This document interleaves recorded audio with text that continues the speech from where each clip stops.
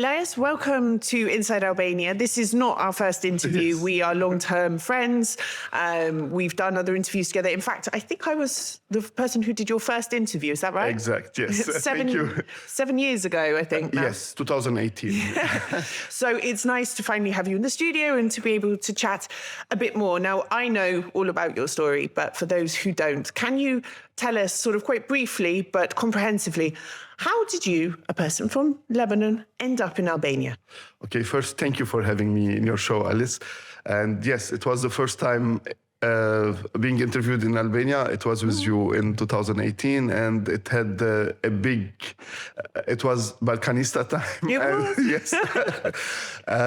Actually, I'm married to an Albanian. We have met in Africa. I haven't heard about Albania before. And when I came to Albania, we came with a plan to stay for 6 months. But as soon as I came here, I fell in love. You know how many times I heard this story, and even my own story. Oh, you know, I just went on holiday, or I was supposed to be there for 6 months, and then, 10 years later, still here. But what was it about Albania that captured you, so to speak? There is 2 parts. The first part is a personal part, like family-wise. My wife and I, we decided to come to Albania in a transition period. But my mom, she don't live. She passed away in 2010. And we wanted to go to a developed country after 10 years in Africa. And but when we came here and we felt this family bond, this family thing, like it's very similar to Lebanon. And we felt, no, if you are going somewhere else, the kids will not know what it is to have a family, to have a grandma, the typical grandma as per our... the nonna. Yes, the nonna, and how we have grown up. Yes. In countries in development with family ties and this. So this was from the personal part. We say, no, we are staying here. Especially we came to Albania because Armida had to deliver our first child, 80. And the other part, as we were working in development sector, it was a very fun... I always repeat the story that I went to do my documents at the immigration office, and I see this lady's knitting outside. And when I saw them, I asked, "What is this?" And I said, "Sharapi leshit, leave it." No, what it is, it's organic wool, handmade. And with a small search on internet, I show how big value it has, this product abroad. And the ladies, it was a raining day in December. Yeah. She was working under the rain, and she was selling it very cheap. And my wife said, she asked us for 500 new lek because she see you are foreigner, but my mom could buy it for 300. I say, no, we have to buy it for 1,000 and more. And there is a possibility. And here it came the idea of to continue working in development. From small things like... And actually, that's interesting.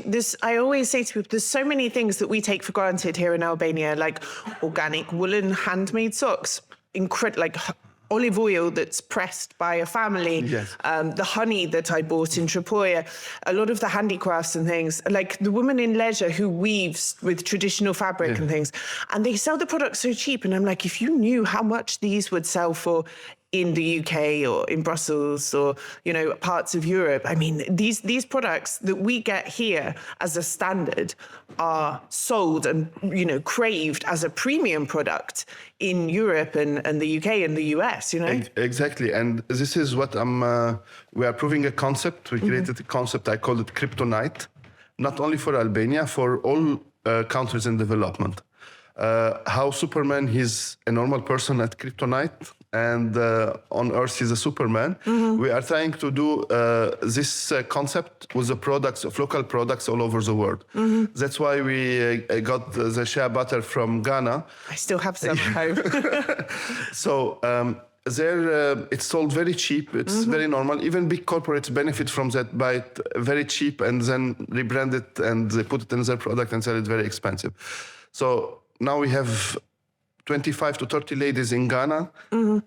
They sell it 25 times more of what is the market price in Ghana. Wow. So this kryptonite, me and Armida, we are working, maybe we get a Nobel Prize about it. I think you should. But again, this woman in leisure, she was making these sort of hand-woven silk and wool scarves, men's scarves. She was selling them for 1,000 lek, and I was like, "Do you realize you could put another zero on the end of that if you're selling it in the UK minimum?" I mean, there's so much potential in these products. Exactly the same with carpets woven in Kukos. Yes. With Master Hate Ora. She do these carpets, Persian-style carpets. And during communism, it was the second export after Chrome, these carpets. But nobody knew. Like even some were branded that they are Italian or French abroad, but they are made in Kukos. Wow. And she was selling the square meter of this carpet, which take 2 weeks for 2 ladies to produce, for 10,000 lek. Wow, that's crazy. We work together, and now she's selling between 250 to 400 euros the square meter. Yeah. Good. Now, we could talk about these things all day.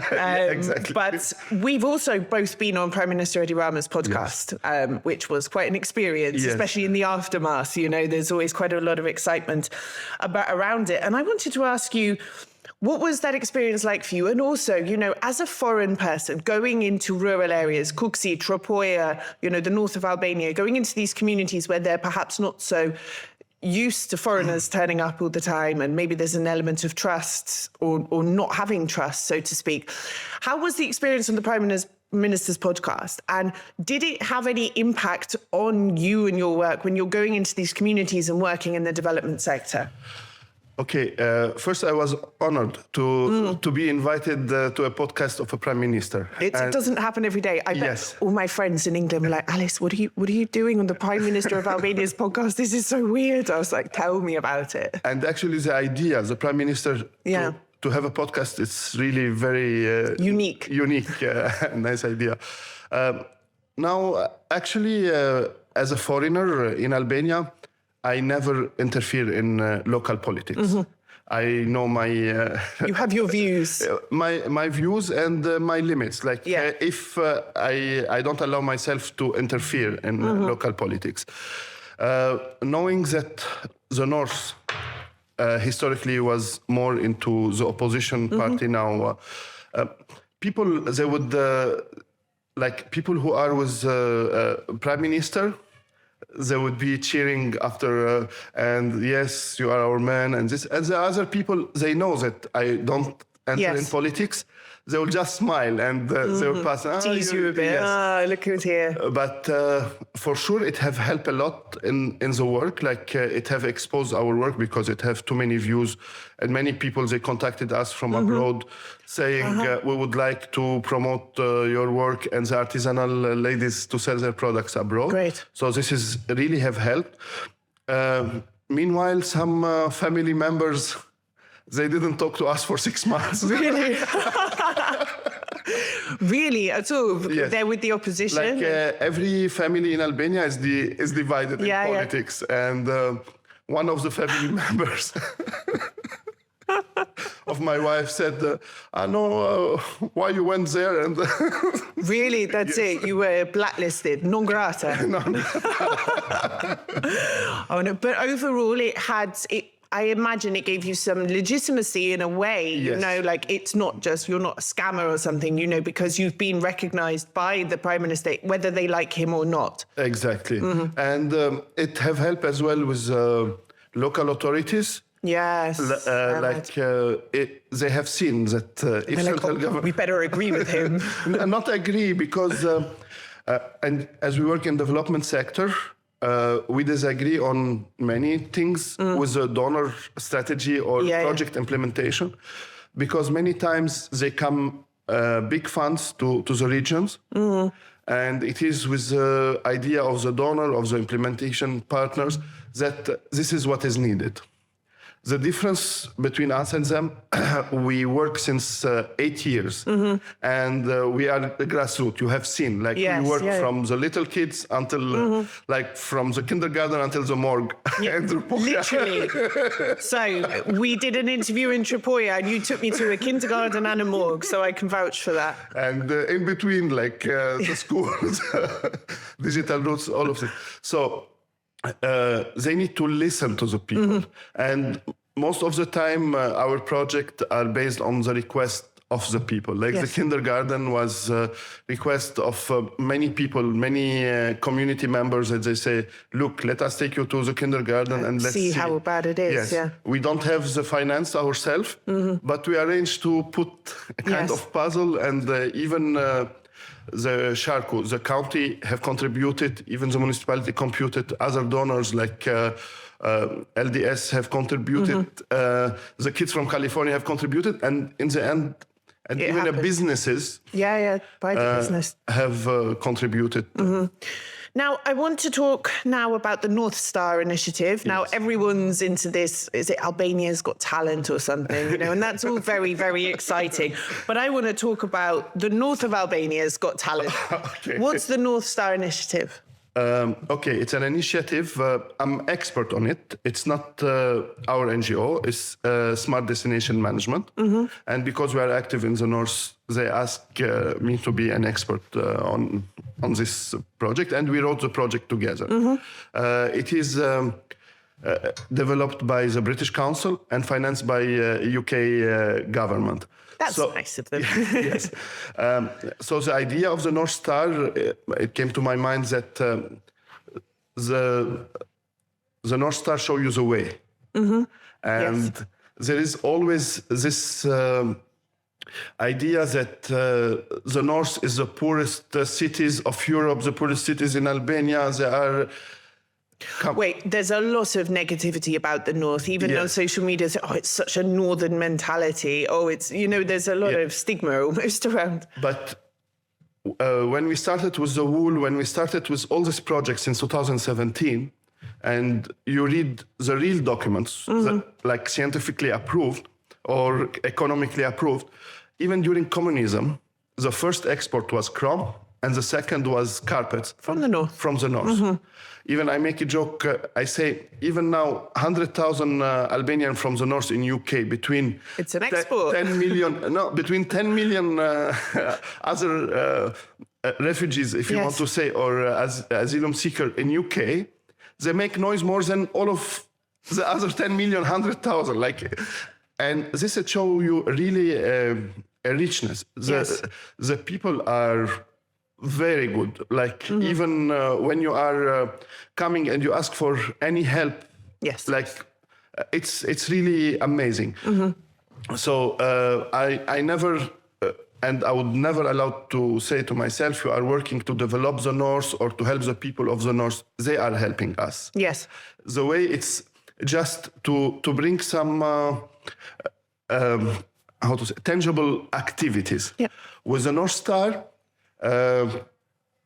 the British Council have they want to work more into the north, and they have decided the cities, and there are 8 cities: Koplik, Tropoja, Has, Kukës, Peshkopi, Bulshiz, Klos, and Burel.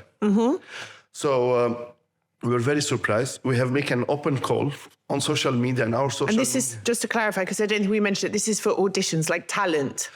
Yes. I don't know how many millions per hour the creative industry in UK produce for the GDP of UK. While here, there is too many creative people. We work with young people. But unfortunately, many of this creativity, it doesn't become a business or a startup. Or so the idea, it's not to come and sing and we say, bravo, we give a certificate and small amount of money and you are the North Star. The project idea is to create awareness and to work together with these young people to create creative industry products. Okay. Like, for example, we had a presentation in Has, a girl of 14 years old. Only from question with her, we had the last 5 days, like from Wednesday until Sunday, we had audition on all the cities, more than 150 young people. And the girl was with such a humor, she came to dance. But from the interacting with her, she's a great humorist and or stand-up comedian. And what we are trying to do, the auditions were personal, like 1 or 2 people. And we are trying in each city to have a complex of ideas. For example, in Tropoia, a group of girls, the Glow Girls, you know them. Yes. They want to renovate an old truck to make it a souvenir shop, involving artisanal themselves to learn some artisanal modern product, to make a mini business, a micro business by selling souvenir at the pedonale during the summer, involving other girls who know how to sing, to make the promo, who's good in photography to do the reels. And we have so many talents, like even Klos, a very small city, and we had too many young people coming even from villages, and the talents are amazing. You have a great actor, somebody or acrobacy that the girl have never attended the course, and she was making a great work. Burel, we got shocked. Like in Burel, in the Palati Cultura, we had the people waiting for us half an hour before. We come normally 1 hour before to arrive, so they were 1 hour and a half before. Queuing outside to audition. Yes. It was because I mean these cities, Koplik, I know where they are because I've been everywhere. I've been to places some Albanians haven't been, as have you. You know, but they're, you know, Koplik, Haz, Bulqiza, Klos, Burel. These are not places that immediately come to mind. You know, if I was organizing something for the North, I'd think, oh, you know, Shkodra, Leja, Kuksi, maybe Peshkopi, that's it. But these are sort of off-the-map places in some ways. They don't get much attention. Is that why they were chosen, do you think?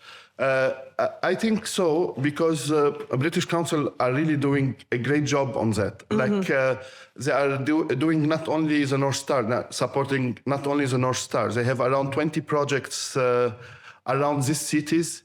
Even next week they start hackathons on microbits in local schools.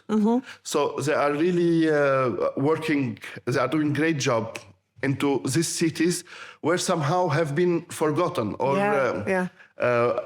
and they are advanced stuff. Like in Burel, we had one kid. He have created a robot from these trainings, and he came as creative to make the audition, showing us his robot, how it stops, and his dream is to connect it to a car so it can read the signs and they can stop on zebra lines. How old is he? He was 14 years. He was not already 14. He was 13 and a half. Yeah. Wow. This is great. But so you've done these auditions in these cities. What's the next stage? The next stage in January, they will have a kind of public presentation on the cities. So in each city, they will have a kind of mini festival, or they will present a show for the city. We invite all the public of the city to come. And in February, they will have a final competition between all of them. And the first 3 winners, we are working with the Ministry of Economy, Innovation and Culture, MEKI, so they can get small grants. And we, as Smart and Destination Management, we decided as a team of experts, we will continue with them. Because right now they will be in mentoring phase with professional people. We have, for example, the singer Hersi Matmuya, that you know, she's coming from Italy every week to mentor them. We have Redi Mazi, another movie director. He would be with them.